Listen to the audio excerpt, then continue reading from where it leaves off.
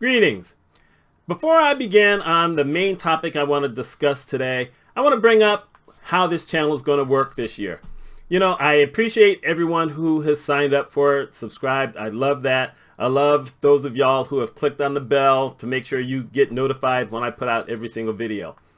I am going to try to hit my schedules of every Thursday and every Sunday this year. However, I know that, things happen. Sometimes I have to work on my other projects. Sometimes I'm not going to be around. So my main goal is to basically say that I hope to have 44 videos on Thursdays and 40 for the year. Now, the Sunday videos are going to be a mix of something brand new and something off my other channel. If you saw the video I put out last Sunday, you will have noticed that the background looks totally different than this one. That's because I did that video something like, 4 years ago, I believe. And I'm not going in and editing it just to add something to it saying, okay, this is an old video. Y'all just going to have to know it's an old video. What I'm talking about is still, relevant. So hopefully you'll get something out of it. And, it's a different thing. This was on my business channel. As I mentioned a couple of videos ago, I'm basically turning that into something totally different. I'm going to be pulling a lot of videos from there because it just wasn't working over there. But those things that I think will still work for this audience, it's going to be there. Because truthfully, I'm not expecting to be one of those people who's going to hit 100,000 or 500,000 or a million subscribers. It's not going to happen. Love to get to my 1,000. I'd like for it to be this year, but I appreciate the 600 I have right now. But in my opinion, the reason that you do stuff like this, or you have a podcast, or you have a blog, is basically you have three things that you always want to try to do, or in some fashion, which is you want to inform people about something, you want to educate people about something, or you want to entertain them. And that's always been kind of where I've gone. Even on those times where I've had a rant about something, well, I'm informing you about something that irked me that really happened. And the biggest video I've ever had on this channel was when I ranted about Time Warner. And people came out of the woodworks for that because I guess everyone was mad at Time Warner at the same time I was. So there you go. You just never know what's going to go big. So with that said, I want to talk about the concept of perspective. All of us have perspectives on something. We have perspectives on music, and we have perspectives on, the books that we read. Heck, we have perspectives on video. We have perspectives on sports. We have perspectives about our lives. We have perspectives about our friends. And for the most part, we think that we're right all the time. And based on the information we get, we, are probably feeling pretty good about the perspective that we have. We're not always right. And there are times where it turns out that the perspective we have is way off the mark, but we didn't know that until we discovered something new. I'm going to bring up a couple of things here. I've done a few videos here talking about Harry Potter stuff. Yeah, some of y'all who have seen this, maybe you're saying he's going to talk about Harry Potter again. I'm actually not going to really talk about Harry Potter, although I'm going to bring something up. Some of those videos that I've done, I have fussed at the directors. Not the first guy, because I loved Christopher Columbus and how he did. The movie stayed as close to the books as possible. After that, they didn't. There were certain elements to it, but they, had totally gone away from a lot of the things that were in the books. And I've been blaming the directors for this all these years. And it turns out that's not accurate. Here's the deal. When J.K. Rowling decided that, yes, she's going to sign an agreement with Warner Brothers or whoever it is who does the movies to put out, the Harry Potter movies, one of the things that she realized is there's no way in the world that they're ever going to be able to do the Harry Potter movies the exact same way as the books. If they try to stick to the book too much, you're going to have 8 to 12 hour long movies. Personally, I would have loved that, but it doesn't really work that way. So, when she met the writer, a guy named Steve Kloves, Kloves, that might have been something that you were wondering about. Anyway, when she talked to him, she said, I understand that there's no way you could do everything that's in the books that I'm coming out with. It just can't be done. because when she met him, they were going to be working on movie 1, but she was working on the 4th book. So she said, the best thing that I want from you is that you can read the books and understand the perspective and get all the salient points proper. Get the spirit of the books and the characters and everything. And if you need some backstory on some of the characters after you've read it, come to me for that, and I will have that information. And so it turns out that I'm going to say it's the writer's fault, but it's not really the writer's fault. It was the writer's directive. Because you can't really, if you've read the books, they're long. Some of those books, the last book, it's almost War and Peace size, just to give you an idea. But there was so much information that was there. I loved it. I loved all the books. I'm not going to lie. But she knew that you couldn't get it all in there. He knew that if he wrote all that stuff, once again, he's going to take it to a director. A director's going to say, nah, all that ain't going to work. There's just way too much. They will give me 3 hours in some of the movies, but they're not giving me more than that. And the last movie, by the way, the 8th movie was over 3 hours long. The others were, a lot shorter. But like I said, the first 2 movies were actually as close to the books as they could be possible because Christopher Columbus wanted that. He was the first guy. He didn't want to get it wrong. He wanted to set the precedent for the fans and for everyone else as to, okay, we're going to stay, close to the story as we can. And they put that out there. But once they got other directors and new actors, they had to change things up. So suddenly my perspective changes, because even though I have certain things I was looking for that I got in the books, certain things I still think should have been in the movie, I also had to admit that there's some things in the movie that worked a lot better than it did in the book. So you get a little bit of give and take both ways. It's hard to basically be mad at it. I mean, I still enjoyed all the movies. Even that 3rd movie, which I didn't like for a lot of years, I've gained a great perspective on that now. I understand it better now. So that changed my mind. And this is just a recent thing. This is within the last week and a half when I realized that that's how that happened.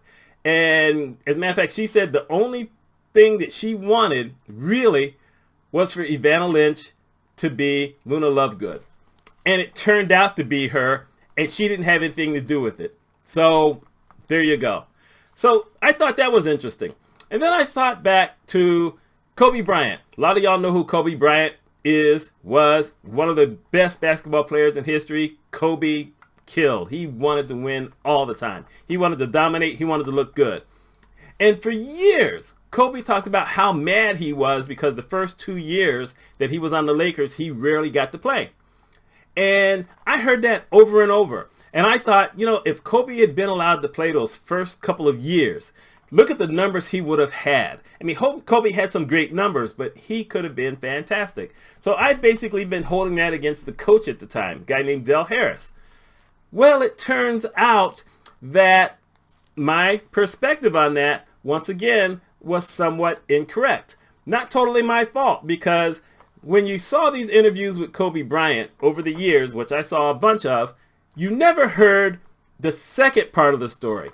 The second part of the story was actually, it comes from Del Harris. Del Harris talked about it, and he said that at the time, the Lakers had a really dominant team. They were really strong. And he said, I had 4 All-Stars on the team. And one of those All-Stars happened to play the position that Kobe Bryant was supposed to be playing. And Kobe Bryant came to the team. He was still 17 years old. I'm not going to take a 17-year-old kid and put him in the lineup starting when I've got a guy who's starting who's an All-Star. And Kobe didn't like it. He was upset with it. And yet I told him, look, you're not ready. You need to work harder to get NBA ready. Yes, you've got a lot of talent, but when I put you in the games, it's like you become, it's all about me. You're shooting shots that you're not going to make. You're going up against people who have way more experience than you. Even in practice, you're trying to show certain people up, but you really need to calm down and work on your game a lot more. And Kobe took that to heart. Kobe worked harder than anybody. And you saw what he became. Still, it changes my perspective on it a little bit, because now I'm thinking, I've been a Del Harris hater for a couple of decades, because I thought, what's wrong with you? Your team drafted this guy. You knew he had the talent. Why didn't you play him? I'm a Laker fan. I never necessarily thought about the reality that, yeah, you're right. You had all these other all-stars. How are you going to just, slide Kobe in there? It's interesting when you start thinking about perspectives and how different things change. And this kind of brings us up to, 2022. Because I'll tell you, it has been hard to come up with a different perspective on how certain people think and how certain people aren't going along with the program. And I'm not going to lie. Some of those folks I still don't like, but I'm trying to work on my thoughts. Let's talk about the vaccine, for instance. Here's the thing about the vaccine. Right now, we've had about 830,000 people who have died in basically the last 2 years. And we could have basically slashed a whole bunch of that if a lot more people had taken the shot. Go get the shot. I say that all the time. Now, a lot of the people saying, well, I don't trust the government. I don't want to do that. Well, not that the government has always proven to be trustworthy, so it's hard to be mad against that. However, back in, last year, I keep forgetting this is now 22 new, but in 2021, early on, they now had the vaccine. And I'm not going to lie. I say that a lot, don't I? Anyway, I really didn't want to get the shot, because I didn't trust the orange guy pushing the pharmaceutical companies to get a vaccine out there. I just didn't trust him. I didn't trust them. Usually it takes, up to 3 to 5 years before a new vaccine or pill or, medication is approved. But they really pushed this thing. Now, it turns out that there was a scientist who had actually come up with something years before there was anything known as COVID-19, and they all dismissed her until this came up, and then they went and found out that what she had come up with was absolutely true. So they came up with this vaccine. So they put this thing out there, and I didn't want to get the shot. But you know why I got the shot? Because my mother was living with me. Mom had dementia. Mom was 83, and I said, you know what? I can't take the chance, because Mom is going to this club where she's with the older folks all the time. I'm leaving the house. Sometimes I'm going out to restaurants. I'm going to the store. I'm going to Staples. I'm going to all these different places. I'm not going out late at night. The rest of the time, I'm always with Mom as Mom is here. But the last thing I want to feel guilt about is my mother getting sick from me because I didn't get this vaccine. So I got the vaccine, and then I got the second one, and then I got the booster. And it was because I cared about her. And I still wore my mask everywhere I went. Why? Because I didn't trust all those other people that I didn't know, especially ones who weren't wearing masks. And now, a lot more people in my area were wearing masks, because I live in a place where 89% of the people in my community have taken at least one shot. So, I love my community. This is why I like being here. But I just thought, every one of these people out here who's not wearing a mask, I don't know if they've been vaccinated, but if they haven't, they could kill me, or they could infect me, and then I could infect my mother. So I thought about that. And then you find out that a lot of these people have kids, and they're saying, well, no, I'm not getting it, and my kids will be fine, and we will take worm medicine. Yeah, I'm calling it that. Or we will take all this other kind of stuff, which, by the way, they don't even know what's in that. You don't trust scientists talking about this one thing, but you trust someone else for this other stuff? Whatever. And so what has happened in my area, not my community here, but in the city of Syracuse, we had something about a month ago where a woman and her son died within an hour of each other, because the mother said she was not getting the vaccine. She said, God will take care of me and my family. Well, God took care of her and her son, but everyone else said, okay, no, we're getting the shot. We're going to get vaccinated. And that seems to be a common thing. This happened on Fox Spews the other day. That's what I call them. When one of their own got the vaccine, he got COVID. he was down for about 3 weeks or so. He was feeling horrible. And then one of his other members of his family got it. And so they brought him on the show and, wanted to know how it was going, whatever. He says, I'm going to tell you folks, you need to go get this shot. I'm so sorry that I was holding out against it. And they jumped on him. This is their colleague. This is the guy who they've been on the show with all the time. And they jumped on him saying, well, you can't be serious. He got it. A lot of people who end up getting it, if they survive it, say, you know what, it's better to get the shot. It's about perspective. And sometimes perspective allows you to say, you know what, I'm not doing something. There was this video I saw earlier today where it was talking about a place where they basically call it the Lake of Death. And I saw the video and I'm like, oh, heck no, I'm not doing that. Now, the perspective of the few people who did do it, theirs was, I'm going to take this chance. I'm going to see what happens. Okay, that works out. But a lot of people have actually died doing this. And they try to tell most people, we don't think you should do it. You need to have some really strong skills. You have to be able to think about what's going to happen because you're not going to have a lot of control all the time if you're in this water. That's the thing about perspective. You can have a false sense of it. You can have the wrong information. But if someone gives you the real information, or you can read about this stuff from the real information, and you make a determination that, you know what, I can still do that. Or you can make a determination that says, I believe in that. Then that's fine. But if you're going to involve other people in it, then don't be mad when you find out those other people don't like it. That's all I'm saying. Still, this is me asking the question. How do y'all think about this? This is not a COVID video.